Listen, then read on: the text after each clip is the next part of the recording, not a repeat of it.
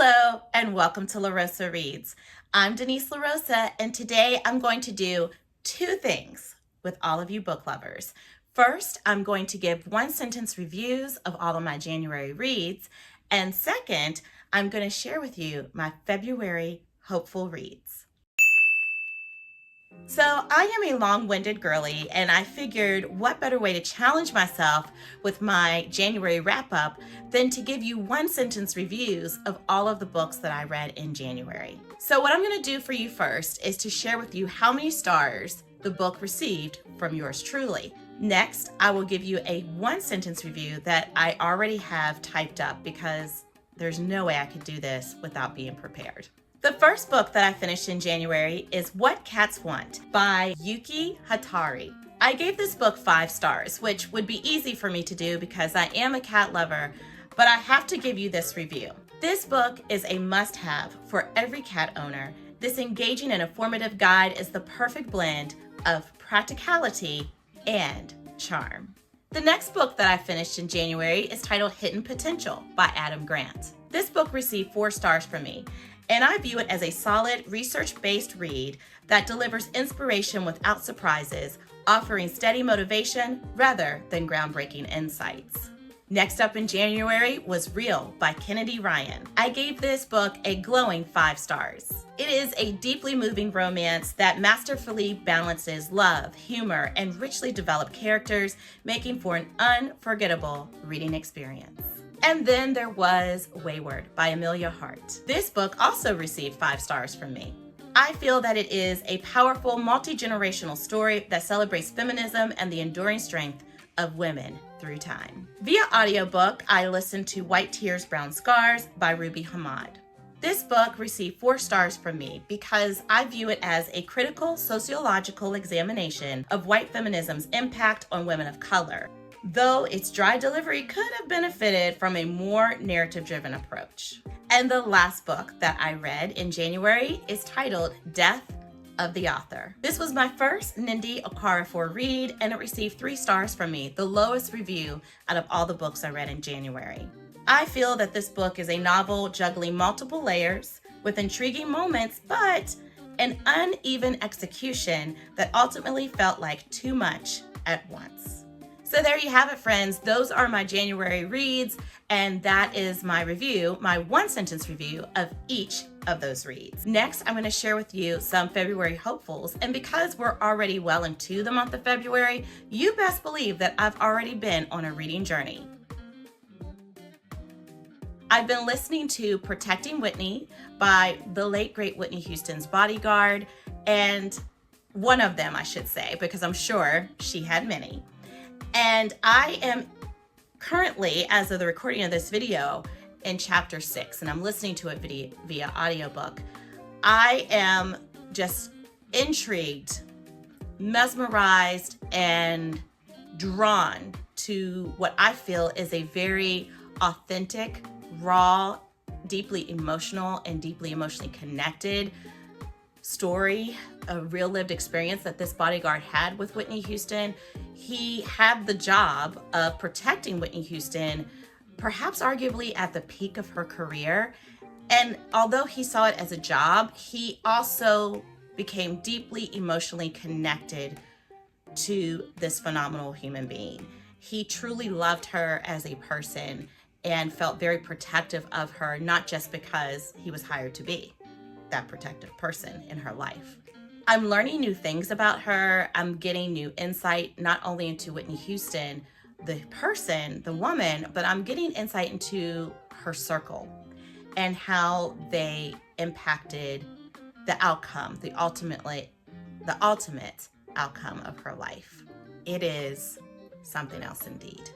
So typically I am listening to an audiobook while simultaneously reading a printed copy of a book.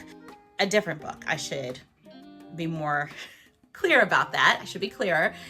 And so while listening to Protecting Whitney, I am also physically reading Harlem Rhapsody by Victoria Christopher Murray. I am at page 124, chapter 20. And you guys, this is a time to be had. This is a historical fiction piece that weaves the real life often untold story of Jessie Fawcett, or Jessie Fawcett. I'm learning which one is the correct pronunciation. She is a hidden figure during the Harlem Renaissance and is responsible for bringing forth the careers, the written magical talent of greats such as Langston Hughes and Nella Larson. We don't hear about the person behind those notable authors.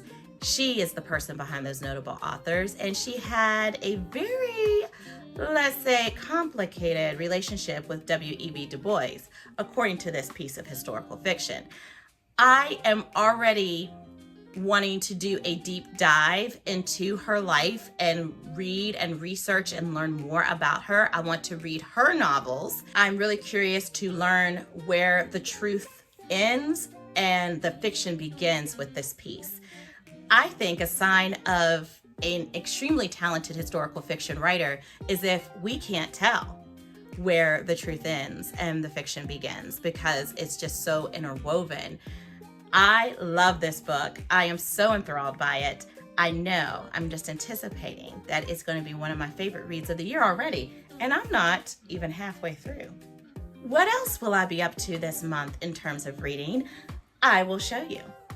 People who know how much I love Ann Petrie are telling me I absolutely must get my hands on this book, which is Neighbors and Other Stories. This is written by Diane Oliver. These are short stories, a short story collection with a wonderful blurb by the one, the only Disha Filia, who is responsible for The Secret Lives of Church Ladies, one of my all-time favorite reads. And she says that the late Diane Oliver writes of civil rights and the domestic life, racial justice, and personal intimacies with such beautiful self-possession. Full of keen observations, crisp prose, and astute social commentary, this is a collection overflowing with complexities and vigor from a brilliant talent we lost much too soon. And I believe she was in her 20s when she passed away. And, you know, people who have read both Ann Petrie and Diane Oliver's work say that there is evidence of Ann Petrie's influence over Diane Oliver. And that makes me really, really excited to read this collection of short stories. And I also think it's a timely read given that February is Black History Month. I'm looking forward to it. My next February hopeful is a thriller indeed, that I just recently discovered, and it is titled One of Us Knows, and this is by Alyssa Cole. I don't know why I added an S. I tend to do that a lot. So Alyssa Cole is responsible for this book.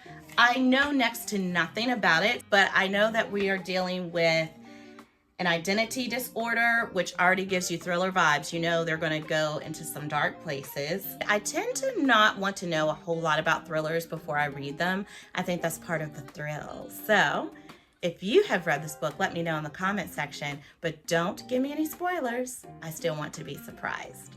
And here we have another book that just came into my orbit, and it's titled Grown Women. It is written by Sarai Johnson. Or Sarai.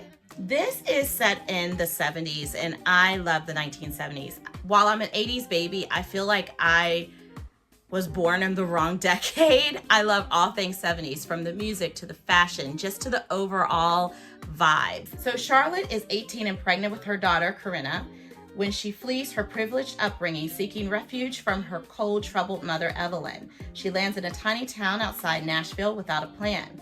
When Corinna is born, Charlotte begins to forge a troubled path of her own.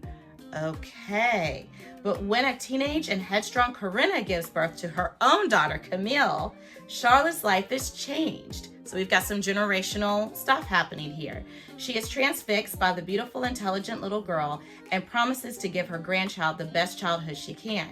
Camille's talents eclipse the opportunities available to her in rural Tennessee, though, and her mother and grandmother decide to do something drastic. They reach out to the long-estranged Evelyn for help. After Evelyn enthusiastically accepts, the three women vow to work together to raise their collective daughter with the tenderness and empathy they missed in their own relationships. This sounds so dear and so endearing. I love reading about generations of women, specifically Black women, just knowing from my own upbringing of how instrumental the women in my life have been and continue to be. It just gives me even more inspiration and hope. We have to love and respect our elders, and I love reading stories that do just that. All right, that was short and sweet, but we did it. We got her done. I just thought it would be fun to challenge myself to share one sentence book reviews with you while also squeezing in these February hopefuls. What's on your TBR for February? Let your girl know because, as always, you inspire me to add to my TBR. And until next time, happy reading. Bye.